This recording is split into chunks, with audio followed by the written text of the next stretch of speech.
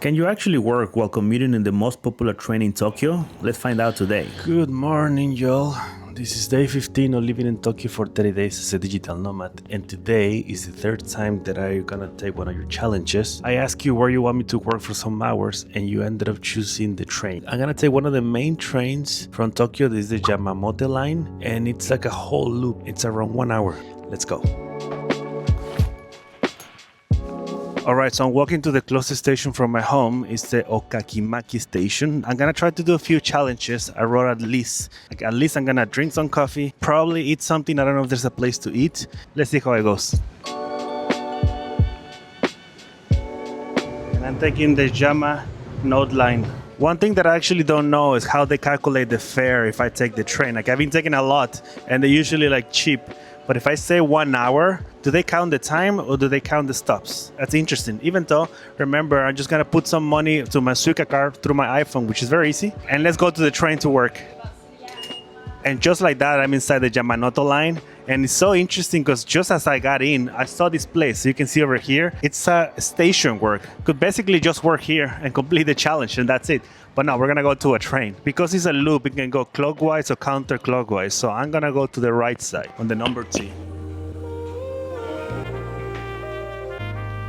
First things first, we're gonna get some coffee. Luckily, there's some vending machines. So a lot of options for like juices, drinks. I'm gonna get a coffee because that's part of the challenges. And then the cool thing is you can use your Suica card as well. The same one from the train. And boom, I use my Suica card.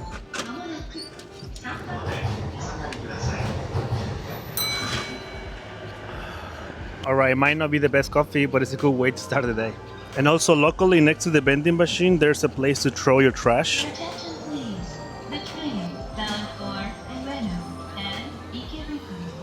Soon arrive on track number 3. So there's a lot of people here, so it's gonna be difficult. People are shy when I put a camera, so I try not to record people. Oh, this is the best spot. Alright, so I set up the tripod because there's not many people right now. This is my setup right now. There's a tripod over there. There's someone sleeping over there. I think it's fine if I take my laptop and I leave my tripod here in the middle. All right. And yeah, it's gonna be several stops. We just passed Ueno, which is where my area is at. It's where I recorded the second day of this challenge. Oh, I actually can just leave the tripod over here. All right, this is a good place. 5 minutes in the challenge and we're only a little bit on the loop. Well, if you wonder how I'm getting internet here, well, I gotta thank Pangea Pass. This is the one that I've been using for a few months already. You only pay once a month and you get unlimited data anywhere around the world. It's amazing. I love it. I have a discount code too. I'm gonna put the links down below with the QR code here. And yes, I can share my internet to my computer through Pangea Pass. Alright, got internet. Thank you, Pangea Pass. And we're getting close to 31,000 subscribers. So you should subscribe now, please. It's gonna help me do more videos like this. So if you wonder what I do for work, I used to be a web designer. That's how I started my digital nomad life for almost 6 years. Then I started sharing my life, and then I slowly getting more traction with YouTube. So I went full-time YouTube. It's not easy. I'm making money from sponsors, from YouTube ads, and I'm trying to get some products. It's like on and off. It's not like that much as I wish, so I'm still working on it. Hopefully I have a time limit, but hopefully I will make it like a proper full-time. But that's why I'm working every day, and that's why I'm doing kind of these challenges, so you can see the work behind. And the idea at the end is to inspire you to become a digital nomad. That's the whole goal of this YouTube channel. But hopefully I can make it also as an income, because if not, I'm not gonna be able to do this for the whole time. I am not the only one working. There's a guy behind me that is also working. So this is not, I didn't make this on purpose. Someone else is working. Someone else is taking the challenge. And besides the filming, that is the most fun part. There's a lot of things to do as a YouTuber, like replying emails, organizing the new ideas, and also, for example, now with my 30-day challenge, I'm using Notion to organize all the things that I want to do. Like I already done the 14 days. I don't want to scroll behind because there's a lot of things that I want to keep it a surprise. And I'm also using ChatGPT for some suggestions of the new ideas of this 30-day challenge. And then Final Cut Pro to edit all these things. It's taking me around 3 to 4 hours every day to edit these videos. So it's like between filming takes half the day and half the day editing. and the other part is sleeping. Oh, I also need to check the thumbnails are really good. I work a lot on them. Also the Instagram one, there's a lot, like, yeah, a lot of work behind to make this possible. So thank you if you're here. Thank you for watching. All right, we're making a stop in Ikebukuri. That's where I took my friend David to the Shogun and the Muscle Girls bar when I got the slap as well. It was a fun day, so shout out David if you're watching this. All right, so now we're stopping in Shinjuku, which is one of the most crowded stations. So I don't know if there's gonna be a lot of people and the trap is gonna bother. Let's see. This is also where I took the bus to Mount Fuji a few days ago, which was a fun time to go up, but the weather wasn't the best. Oh, just be careful. I'm just grabbing my tripod just in case. Oh no, not that many people. All right, the next stop is Yoyogi, and that's where I was just yesterday when I did the Meiji Jingu Shrine and the Yoyogi Park. It's just nice to see all the stops that I already recognize. Like, I'm becoming an expert of Tokyo. 33 minutes so far, so I guess we're halfway. After here, we're gonna go to Shibuya, which is the crossing area and like the most famous place in Tokyo, basically. And I also have a video. That was the third or fourth day when I did the crossing with my friend David as well. But yeah, apparently there's not that many people right today. It's also, I think, because it's the holiday day. So luckily I got a good day that it's not that crowded. Let's carry on working.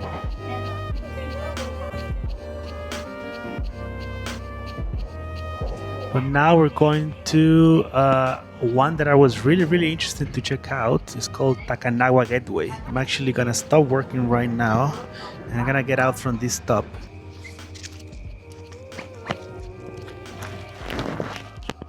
All right. I'm actually gonna make a pause so we can track it all the way to the end of the loop, but I wanted to see this station because it was opened recently and it was designed by a famous architect, Kuma Kengo, hence it's a nice place to check out. There's even a Starbucks and a few stores to buy some food, so I'm lucky, I finally found a place to eat. Okay, this is cool, there's even a piano here. It's a beautiful place, wow. It does look cool from the outside, but I'm not gonna get out because I want to finish the loop and see how much did it cost me. Maybe this? Okay, this. Yes.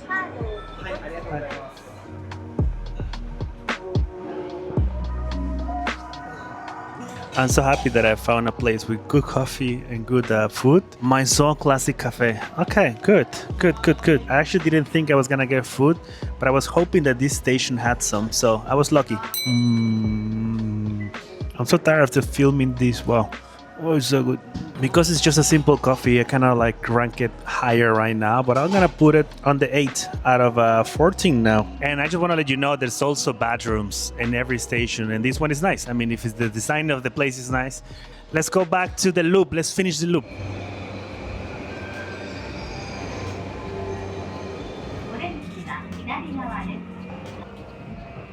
Okay, now it's a little bit crowded. It's gonna be hard to find a spot. So I think it's time to reply some of your comments. All right, so Cameron asked, like, curious about the laptop culture. It's like the cafes, like, is there outlets and Wi-Fi available? I mean, I was just able to work from the train, so that means something.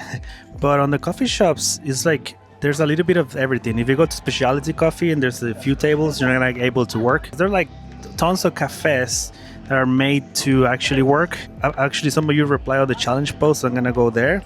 And Gonzalo says, I think with all this food and alcohol, we want to see the gyms and onsen. Yes, an onsen is on the way. And I'll try to go for a gym just for you, Gonzalo. Okay, let's carry on with this. We're almost finishing the loop. And one interesting fact is that this line doesn't get delayed. Like, it's so rare. And it happens to me 2 days ago. It was delaying for an hour or so, and then once driving the train, they were like, I'm sorry. They were always saying sorry of the delay. All right, I found one with less people, but it's interesting that you can move from wagon to wagon. I don't know if you can actually yeah, I just saw one people. I was gonna say that I don't know if it's actually ideally to do, but I just saw one local doing it. So yeah, you can move wagon to wagon. Oh yes, I found a place to sit. I only had 3 more stops back to Okakimaki. And Akihabara is where I stopped with my friend David to check all the otaku stuff. That was also a fun day. I think it was around the day 4 or 5 from the challenge. I don't even know the days anymore. All right, we made it through the whole loop. It actually takes around 1 hour, as they say. And the last thing that I want to show you is how much I spent. shit.